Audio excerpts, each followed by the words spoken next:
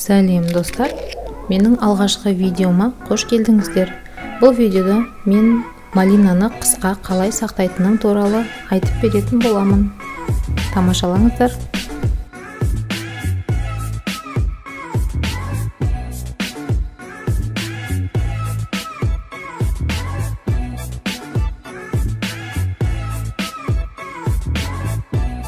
Ең алдымен тақтайдың бетіне пищевой пленканы барынша тегістеп төсеп аламыз.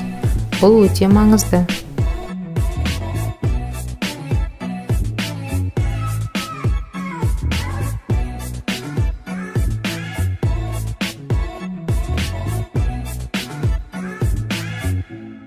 Сосын малинаны осы төселген пищевой пленканың бетіне әдемілеп қоямыз. Қою барысында біз тек қана формасын жоғалтпаған әдемі күйдегі малиналарды қоямыз. Малиналар бір-біріне тиіп тұрмау керек. Арасына кішкене орын қалдыруды ұмытпаңыз.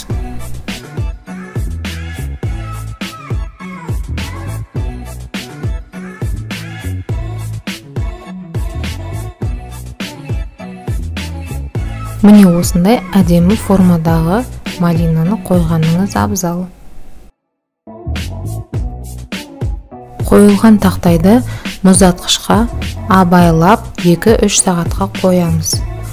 Өте абай болыңыздар. Себебі мынандай жағдайлар орын алуы мүмкін.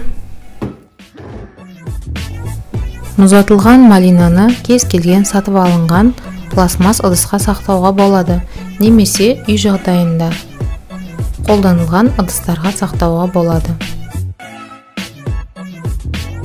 Мен малинаны осы пластмастан жасалған ыдысқа салатын боламын.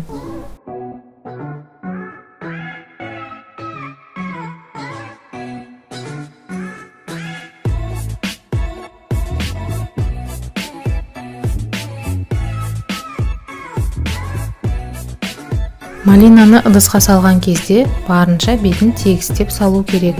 Себебі оның бетіндегі қақпағы толықтай жабылу керек. Егерде қақпақ жақсы жабылмайтын болса, онда мұздатқыштың ішіндегі басқа да иістер сіңіп қалуы мүмкін. Міне көріп отырғандарыңыздай, малинамыз бәрі бүтін, еш жері сынбаған. Оның себебі тақтайдың бетіне төселген пищевой пленка.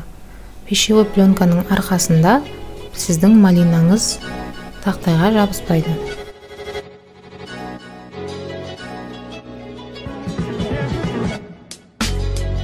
Ал енді тақтайға қойылған әдемі малинадан бөлек жәшіктің түбінде езілген малинада болады. Мен оны барынша тазалап, блендерге саламын.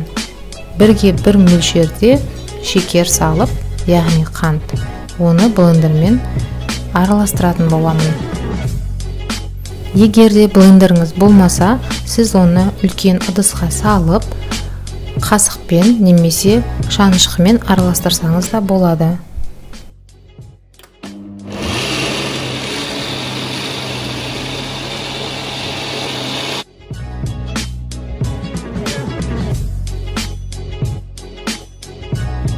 Дайын болған массаны осындай пластмастан жасалған ыдысқа саламын.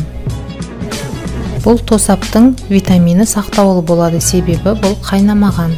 Осы күйінде мен бұны мұздатқышқа салып қойып, қыстың күні балаларға компот ретінде қайнаған суға араластырып, немесе шайға қосып ішетін боламыз. Назарларыңызға рахмет. Мен сіздерден лайк пен комментарий күтетін боламын. Сау болыңыз.